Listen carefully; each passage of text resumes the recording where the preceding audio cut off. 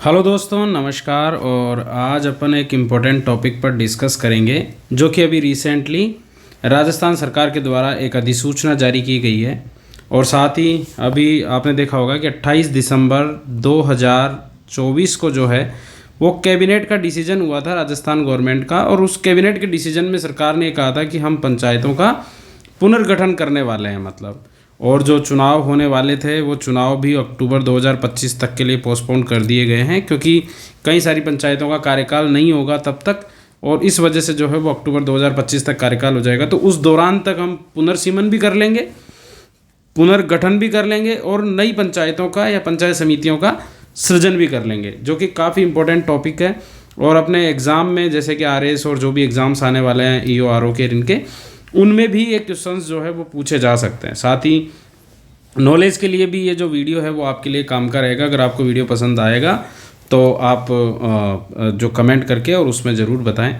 तो अपन शुरू करते हैं कि एग्जैक्टली क्या नोटिफिकेशन है और क्या सरकार प्लान कर रही है और कहाँ से क्वेश्चंस जो है वो हमसे पुटअप किए जा सकते हैं। तो एक बार ध्यान से सुनना। पंचायती राज और ग्रामीण विकास विभाग जो है उसने 10/1/2025 को भी रिसेंटली एक अधिसूचना जारी की है। उस अधिसूचना को पंचायती राज अधिनियम 1994 के तहत ये अधिसूचना जारी की गई है। 1994 के धारा 98 के तहत कुछ शक्तियों का प्रयोग करते हुए ये कहा गया है कि धारा 9, धारा 10 और धारा 101 इसमें वर्णित जो भी शक्तियां हैं वो राज्य सरकार जिला कलेक्टर को सौंप रही है, और उनके जरिए जिला कलेक्टर जो है वो ग्राम पंचायत और पंचायत समितियों का पुनर्गठन करेंगे, पुनर्सीमांकन करेंगे, नवसृजन करेंगे। अब कहने का मतलब क्या हुआ कि ये धाराएं क्या है एग्जैक्टली, सीधा सीधा क्वेश्चन हमसे एग्जाम में पूछा जा सकता है। जैसे कि अगर मैं आपको कहूँ 98 क्या है, तो 98 जो धारा है वो स्पेशली राज्य सरकार को ये पावर देती है कि राज्य सरकार जो है वो डेलीगेट कर सकती है किसी को, अपनी कोई भी जो शक्तियाँ होगी वो किसी संस्था को डेलीगेट कर सकती है। तो राज्य सरकार ने 98 का प्रयोग करते हुए और ये शक्तियाँ जिला कलेक्टर को दी है, यानी कि ये डेलीगेशन ऑफ पावर के बारे में लिखा हुआ है 98 में। फिर धारा 9, 10 और 101 क्या कहती है, तो धारा 9 जो है वो प्रावधान करती है कि ग्राम पंचायतों का पुनर्गठन होगा। धारा 10 प्रावधान करती है कि पंचायत समितियों का पुनर्गठन या परिसीमन किया जा सकता है। और 101 में स्पेशली उस प्रक्रिया, उस व्यवस्था का उल्लेख किया गया जिसके माध्यम से इनका पुनर्गठन परिसीमन किया जाएगा, मतलब कैसे किया जाएगा वैसे टाइप की चीज़ें उल्लेखित की गई है। तो जनरली अपन अगर यहाँ से एक चीज़ निकाल के चलें तो देखो, पुनर्गठन जो है वो जिला परिषदों का नहीं हो रहा है। जिला परिषदों के लिए सरकार ने कहा है कि भाई वो 33 ही रहेगी, 41 जो है वो जिला परिषदें नहीं बनेगी, क्योंकि नए जिले बने हैं। तो ऐसा नहीं है कि जिला परिषदें भी बन जाएगी नई, तो उन्होंने उसका पुनर्सीमन पुनर्गठन तो नहीं करना है, लेकिन ग्राम पंचायत और पंचायत समितियों का स्पेशली जो है वो पुनर्गठन करना है। फिर इसके बाद में सरकार ये कह रही है कि ऐसा जो जिला कलेक्टर ऐसा करेगा और उसके बाद में जो है वो एक प्रस्ताव तैयार करेगा, उसका सार्वजनिक अवलोकन करवाएगा और 1 माह की अवधि तक आपत्तियां लेगा और फिर उन पर सुनवाई करने के पश्चात फिर एक प्रस्ताव देगा। जो संशोधित प्रस्ताव होगा उसको स्पेशली सरकार जो है वो एक कमेटी के समक्ष रखेगी। उसका भी एक आदेश जो है वो सरकार ने जारी किया है। मंत्रिमंडलीय सचिवालय से आदेश आया और उसमें ये कहा गया है कि जो कलेक्टर के द्वारा जो प्रस्ताव दिया जाएगा उसका परीक्षण और समीक्षा के लिए एक मंत्रिमंडलीय उप समिति का गठन किया जाएगा, जिस मंत्रिमंडलीय उप समिति में मदन दिलावर साहब जो हैं वो इसके संयोजक रहेंगे, जो कि खुद पंचायती राज के भी मंत्री हैं। गजेंद्र सिंह इसमें अन्य सदस्य रहेंगे जो स्वास्थ्य और चिकित्सा विभाग के मंत्री हैं। अविनाश गहलोत भी सदस्य रहेंगे जो सामाजिक न्याय अधिकारिता के मंत्री हैं। और सुमित गोधारा सदस्य हैं जो खाद्य नागरिक आपूर्ति के मंत्री हैं। और जवाहर सिंह बेडम भी इसके सदस्य हैं। तो इसका मतलब ये 4 सदस्य और एक संयोजक की जो कमेटी जो है वो बनाई गई है, मंत्रिमंडलीय उप समिति। ये जो जिला कलेक्टर प्रस्ताव करेंगे ना, उस प्रस्ताव पर परीक्षण और समीक्षा करने का कार्य करेगी। इस कमेटी के पास में कुछ पावर्स रहेगी, जैसे कि कोई प्रस्ताव आते हैं तो उसको स्वीकृत कर सकती है या उनको जो है वो अस्वीकृत कर सकती है, ऐसी इसके पास में शक्तियाँ रहेगी। तो इस तरीके से जो है वो हमारे राज्य में पंचायतों का पुनर्गठन होने वाला है। और ये काफ़ी इंपॉर्टेंट पॉइंट है जहाँ से क्वेश्चंस बन सकते हैं। जैसे यहाँ से क्वेश्चन बन सकते हैं कमेटी से। ऊपर मैंने आपको धाराओं के बारे में बताया, तो धाराओं से रिलेटेड क्वेश्चन बन सकते हैं। अब अपन कुछ सीमाओं में जो परिवर्तन किया जाएगा 101 के तहत, धारा 101 के तहत, जो उसकी मेन परिभाषा ये है कि किस तरीके से परिसीमन होगा, उसको लेके स्पेशली एक डायरेक्शन सरकार ने जो है वो जारी की है जिला कलेक्टर्स को।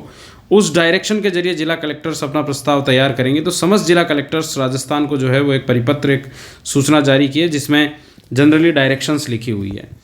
ये डायरेक्शंस धारा 9, 10 और 101 के ज़रिए फॉलो की जाएगी, यानी कि ये धाराएं हैं जो स्पेशली ये पावर देती है और ये डायरेक्शन उसी के अकॉर्डिंग काम करेगी।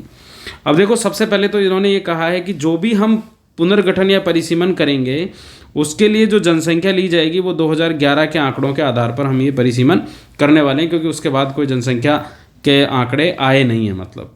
तो अब क्या क्या परिसीमन किया जाएगा उस चीज़ को समझने वाली बात है, जहाँ से भी क्वेश्चंस पूछे जा सकते हैं। तो आपको ये तो पता ही है कि ग्राम पंचायत और पंचायत समितियों का परिसीमन होगा और किसी का नहीं होगा। तो अब इन्होंने ये कहा है कि जो ग्राम पंचायतें होगी उन ग्राम पंचायतों का परिसीमन जब किया जाएगा या नई ग्राम पंचायतें बनाई जाएगी तो ये ध्यान रखा जाएगा कि जो ग्राम पंचायतों की जनसंख्या होगी वो न्यूनतम 3000 और अधिकतम 5500 हो सकती है। यानी कि 3000 से लेके और 5500 जनसंख्या वाले क्षेत्र को जो है वो एक ग्राम पंचायत घोषित किया जाएगा, है ना। ये ध्यान रखा जाएगा। पहली चीज़ तो, पहली डायरेक्शन तो यही है। फिर इसमें कुछ छूट दी गई है कुछ स्पेसिफिक क्षेत्रों के लिए, जैसे कि कुछ ऐसे क्षेत्र जो हमारे टीएसपी एरियाज़ में आते हैं, अनुसूचित जनजातीय क्षेत्र हैं।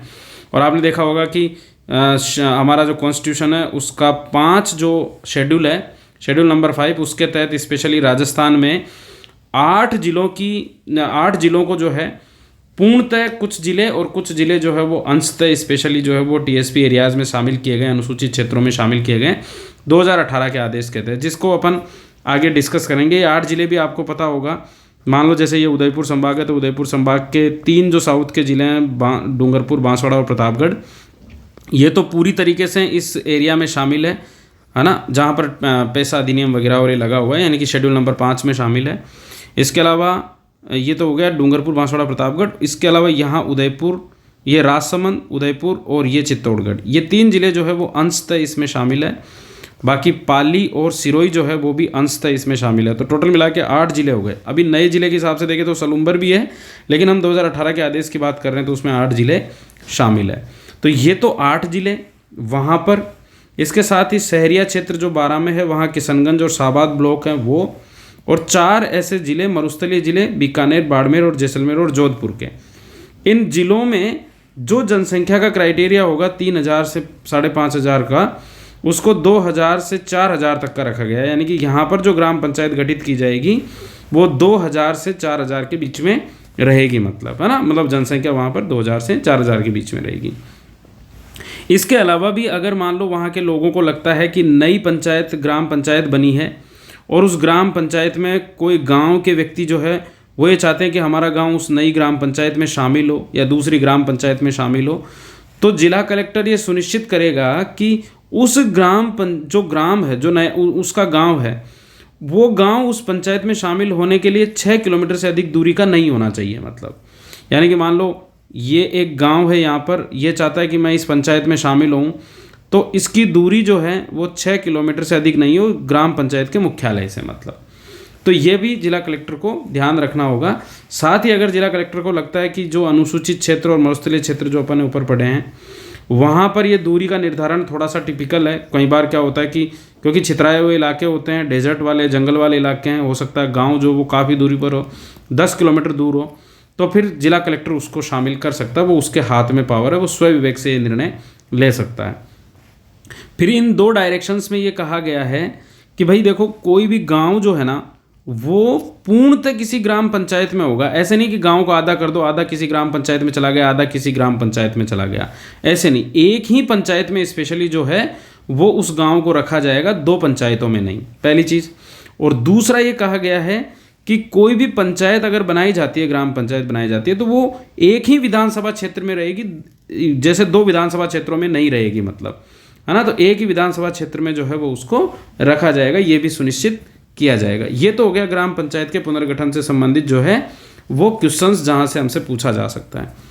दूसरा यहाँ पर पंचायत समितियों के पुनर्गठन से संबंधित है, जिसमें पहली डायरेक्शन है कि अगर मान लो कोई पंचायत समिति गठित की जाती है तो ये ध्यान रखा जाएगा, क्योंकि पंचायत समिति हायरार्की में आप देखोगे तो सेकंड पोजीशन पे है, तो जो भी ग्राम पंचायतें होती है उनके ऊपर पंचायत समिति बनाई जाती है नॉर्मली।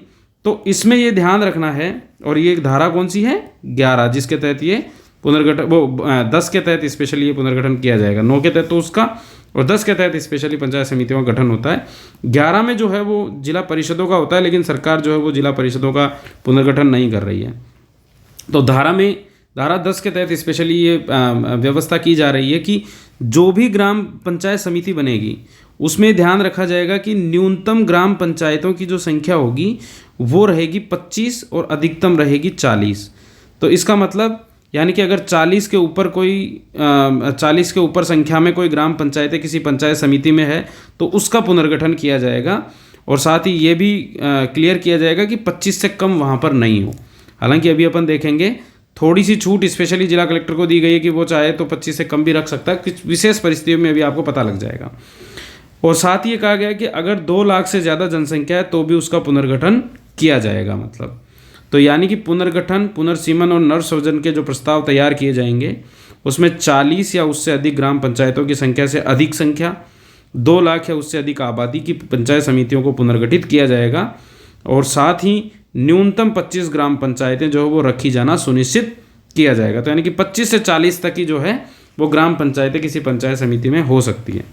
लेकिन यही छूट जो है, कुछ मामलों में छूट जो है वो जैसे अनुसूचित क्षेत्र जो 2018 के आदेश के तहत राजस्थान में डिक्लेयर किए गए हैं, शहरिया क्षेत्र के वो जो दोनों ब्लॉक, और साथ ही ये 4 जिले जिसके बारे में अपन ने पहले डिस्कस किया है, इनके लिए ये छूट दी गई है कि अधिकतम तो 40 हो सकते हैं, लेकिन न्यूनतम यहाँ पर ग्राम पंचायतों की संख्या 20 भी हो सकती है। मतलब तो 20 से 40 तक जो है वो ग्राम पंचायतों पे एक पंचायत समिति का गठन किया जाएगा। और साथ ही यहाँ पॉपुलेशन का जो क्राइटेरिया दिया गया भाई 1.5 लाख के ऊपर अगर पॉपुलेशन है तो उसका पुनर्गठन किया जाएगा, तो वो यहाँ 1.5 लाख रखा है जबकि यहाँ 2 लाख थी, है ना। तो विशेष परिस्थितियों में ये काम किया गया है। फिर एक उदाहरण दिया है और ये कहा है कि अगर मान लो जैसे 42 ग्राम पंचायतें किसी पंचायत समिति में अभी करंट में है तो क्या करेंगे, तो यहाँ इसका पुनर्गठन होगा, है ना, इसका परिसीमन होगा, नई का सृजन होगा, नई कोई पंचायत समिति बनेगी। तो इसको कैसे बनाएंगे कि एक तो 25 का अलग पंचायत समिति बन जाएगी और एक बचेगी 17। तो जो 17 वाली पंचायत समिति होगी ना, अब ये चूंकि न्यूनतम 25 नहीं हो पा रहे, तो ऐसे में पास की ग्राम पंचायत से 8 पंचायतों को लेके, वो पंचायत समिति से 8 ग्राम पंचायतों को लेकर इसको 25 कर दिया जाएगा। लेकिन अगर मान लो ऐसा नहीं हो, ऐसा संभव नहीं हो पा रहा है, तो फिर कम भी हो सकती है किसी पंचायत समिति में, मतलब 17 भी हो सकती है, 20-22 भी हो सकती है, ये डिपेंड करता है ना। लेकिन ये ध्यान रखना है कि भाई 25 से 40 तक रहना है, लेकिन अगर फिर भी नहीं हो पा रहा है 25, तो 17 भी रह सकती है, 20 भी रह सकती है ना। तो ये वाली बात स्पेशली इसमें लिखी गई है। तो मोटे मोटे तौर पर हमने समझा कि भाई पुनर्गठन के लिए क्या क्राइटेरिया रखा है और कुछ जिलों के लिए विशेष क्या क्राइटेरिया रखा गया है। और फिर ये भी ध्यान रखा जाएगा कि कोई भी जो ग्राम पंचायत होगी वो पूर्णतः स्पेशली एक ही पंचायत समिति में रहेगी, 2 पंचायत समितियों में उस ग्राम पंचायत को नहीं रखा जाएगा। भाई ऐसा नहीं हो कि कहीं 2 पंचायत समितियों में रख दो, ये क्राइटेरिया बताया गया है। अब इसको जैसे मान लो प्रस्ताव तैयार कर दिया गया कि भाई हाँ ये पंचायत समितियाँ रहेगी, तो अब यहाँ से तो हमारे कोई काम की चीज़ रहेगी नहीं, लेकिन फिर भी एक दिशा निर्देश में जो लिखे हुए हैं थोड़ा समझने के लिए आप ध्यान रखना। तो इसमें कहा गया है कि एक समय सारणी हम दे रहे हैं, उस समय सारणी के अकॉर्डिंग ये प्रस्ताव तैयार होंगे, आपत्तियां ली जाएगी, उनको सार्वजनिक किया जाएगा और फिर उनको जो प्रस्ताव होगा उसको सार्वजनिक करेंगे और फिर आपत्तियां लेकर उसका निस्तारण करेंगे। तो जो समय सारणी है वो ये है कि जिला कलेक्टर एक नई पंचायत और पंचायत समिति का प्रस्ताव तैयार करेगा, जो भी नई पंचायतें बनाएंगे अपने ज़िले में, वो 30 दिवस की अवधि दी गई है उसको, जो 20 जनवरी से लेकर 18 फरवरी तक का रहेगा। फिर अगला जो समय सारणी है 20 फरवरी से 21 मार्च तक का 30 दिन का, उसमें यह है कि जो भी उन्होंने प्रस्ताव तैयार किया है उस पर वो आपत्तियां मांगेंगे, और ये 101 के तहत तैयार है प्रस्ताव, मतलब जो धारा 101 थी उस पर आपत्तियां मांगेंगे। वहाँ के लोग, गांव के लोग, आसपास कोई भी जिसको दिक्कत हो रही है उससे वो आपत्तियां लेंगे। फिर उन आपत्तियों का निस्तारण करने के लिए 10 दिन का समय दिया है, और फिर जैसे ही आपत्तियां निस्तारण हो जाती है तो वो संशोधित प्रस्ताव जो है वो फिर 12 दिवस की अवधि में 15 अप्रैल 2025 तक जो है वो विभाग को पहुंचाना होगा, पंचायती राज विभाग के समक्ष जो है वो उसे पहुंचाना पड़ेगा। अब पंचायती राज विभाग क्या करेगा, जो मंत्रिमंडलीय उप समिति बनाई गई है उसके समक्ष रखा जाएगा और उसको लगता है कि अगर कुछ दिक्कत है तो वो उसे रिजॉल्व करेगी। और फिर आपको पता है शायद इसीलिए ये प्लानिंग की गई है कि फिर 24 अप्रैल को जो है वो पंचायती राज दिवस है, उस दिन जो है ये डिक्लेयर कर दिया जाएगा कि हमारे राज्य में इतनी पंचायत समितियाँ, इतनी ग्राम पंचायतें और इतनी जिला परिषदें हैं मतलब। तो अब जैसे कोई प्रस्ताव तैयार होता है तो ये दिशा निर्देश है कि भाई आप उसे सार्वजनिक करोगे, जिसमें जिला कलेक्टर कार्यालय, जिला परिषद, पंचायत समिति, ग्राम पंचायत कार्यालय के नोटिस बोर्डों पर चस्पा करवाओगे, चिपकवाओगे और फिर आपत्तियां और सुझाव मांगे जाएंगे, उसका समय सीमा है। फिर उसके बाद में उसे निपटाओगे, मतलब उसके निपटाने के बाद में जो है वो आप आगे विभाग को सौंपोगे। तो ये पूरा प्रोसीजर जो है वो इसमें लिखा गया है मतलब। अब ये आगे तो कोई काम की चीज़ नहीं है कि भाई 15 अप्रैल 2025 तक आप भिजवाओगे, मंगल फ़ॉन्ट में ही भिजवाना है, मतलब ये फ़ॉन्ट वगैरह, नक्शे वक्शेर, ये सारा सब कुछ है। फिर इसमें है कि आपत्ति के प्रारूप भी दिए हैं कि भाई क्या क्या जो है वो प्रारूप रखे जाएंगे। अगर कोई पंचायत समिति बनाई जा रही है तो उसका एक प्रारूप है, और अगर कोई ग्राम पंचायतें बनाई जा रही है तो उसके अपने प्रारूप है, मतलब है ना। इस तरीके से प्रारूप प्रस्तुत किए गए हैं जो ऑफिशियल लेवल पर काम आएंगे। इस नोटिफिकेशन में और चीज़ें कोई काम की नहीं है। और ये वो 2018 की अधिसूचना का जिक्र किया गया है जिसमें राष्ट्रपति ने स्पेशली राज्यपाल के परामर्श के साथ में पैरा नंबर 6 जो 5वीं अनुसूची है उसके तहत ये आदेश जारी किया था, जिसमें कुछ क्षेत्रों को राजस्थान में अनुसूचित क्षेत्र में शामिल किया था। जैसे अपन ने देखा ही था कि ये उदयपुर संभाग है मान लो, तो उदयपुर संभाग का ये निचला हिस्सा डूंगरपुर, बांसवाड़ा, प्रतापगढ़ तीनों पूर्णतः है, और बाकी जो ऊपरी है जो राजसमंद, उदयपुर और चित्तौड़गढ़ ये अंशतः है, और बाकी पाली और सिरोही के इलाके भी अंशतः जो है वो शामिल है। तो उसके नोटिफिकेशन का जिक्र जो है, क्योंकि बार बार किया गया है तो उस नोटिफिकेशन को यहाँ उल्लेख किया गया है ना, जो कि आपने जो समझ लिया बस वही काम का है, ज़्यादा और इम्पोर्टेंट नहीं है ना। तो ये ध्यान रखना है कि यहाँ से जो क्वेश्चंस बन सकते हैं वो इस छोटे से वीडियो से बन सकते हैं। तो आप इसको देखें, पसंद आए तो आप कमेंट करके बताएं। धन्यवाद, है ना, ठीक है।